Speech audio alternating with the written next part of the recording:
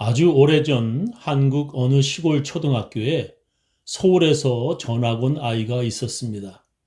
서울에서 온 그 아이가 다른 아이들에게 자기가 살던 서울에 대해 이야기를 해 주었습니다. 서울역 앞에 아주 높은 23층 빌딩이 있어. 그러자마자 한 시골 친구가 이렇게 소리쳤습니다.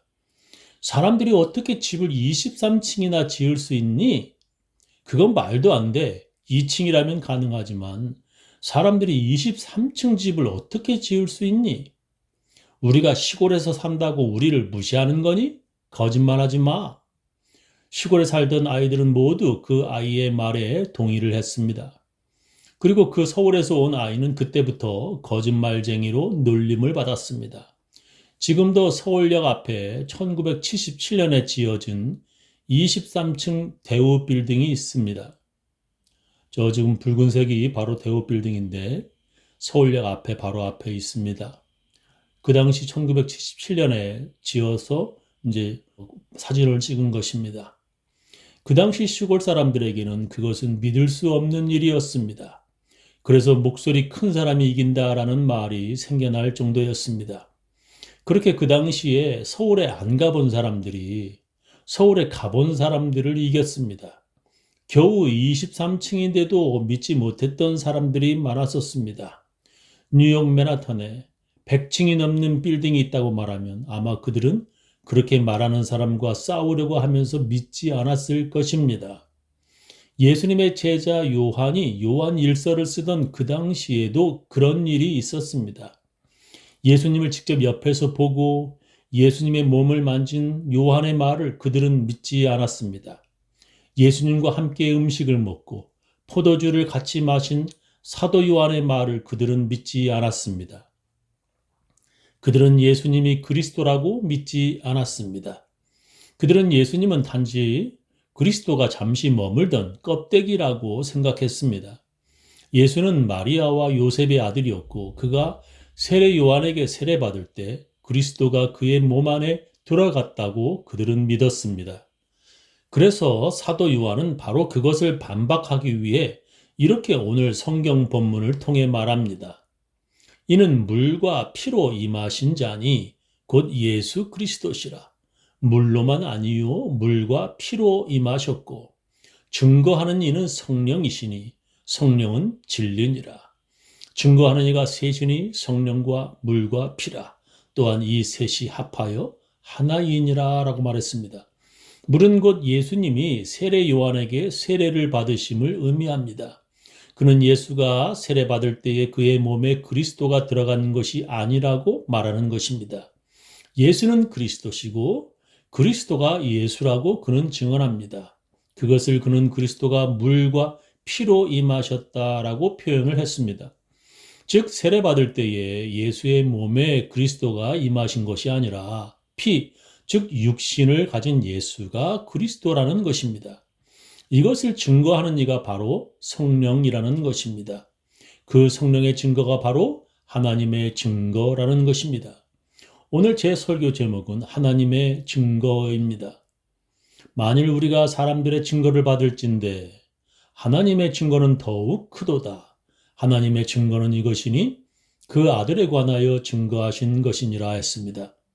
만일 우리가 사람들의 증거를 받을진대 하나님의 증거는 더욱 크도다. 이것이 무슨 뜻입니까?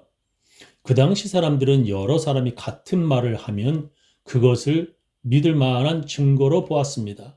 이것을 다른 말로 하면 한 사람만의 증언으로는 죄 없는 자가 누명을 쓸 수 있으니 여러 명의 증인이 있어야 한다는 구약 율법입니다.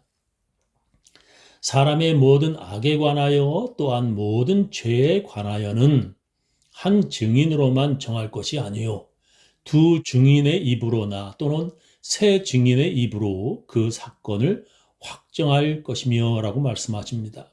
이렇게 그 당시의 사람들도 여러 사람의 증언이 있어야만 믿을 수 있다는 것입니다. 그래서 성경은 예수님이 출생할 때에 제사장 사가랴의 아내인 엘리사벳과 시므온의 증언이 있었다라고 기록합니다. 엘리사벳은 예수가 태어나기도 전에 그리고 시므온은 예수가 태어난 후에 예수가 그리스도임을 증언하였습니다. 또한 예수가 세례 요한에게서 세례를 받을 때에도 세례 요한은 예수가 그리스도임을 증언하였습니다.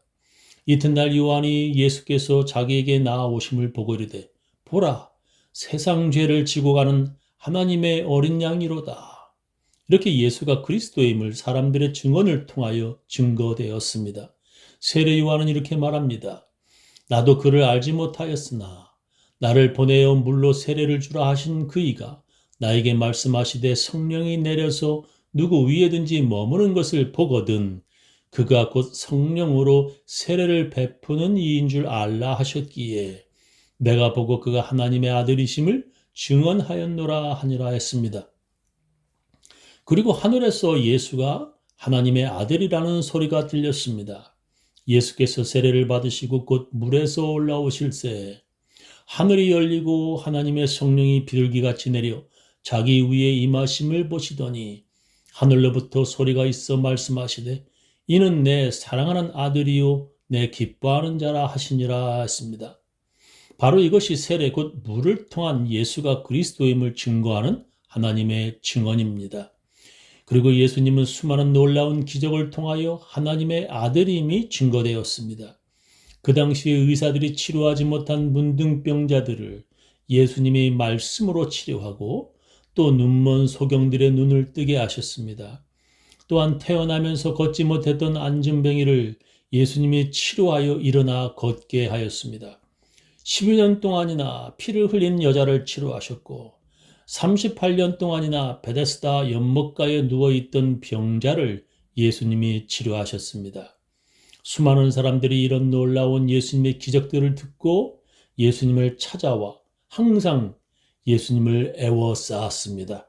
그래서 어떤 중풍병자는 군중들 때문에 집으로 들어갈 수 없어서 친구들이 지붕을 뚫고 그를 내려서 예수님께 고침을 받아야만 했습니다.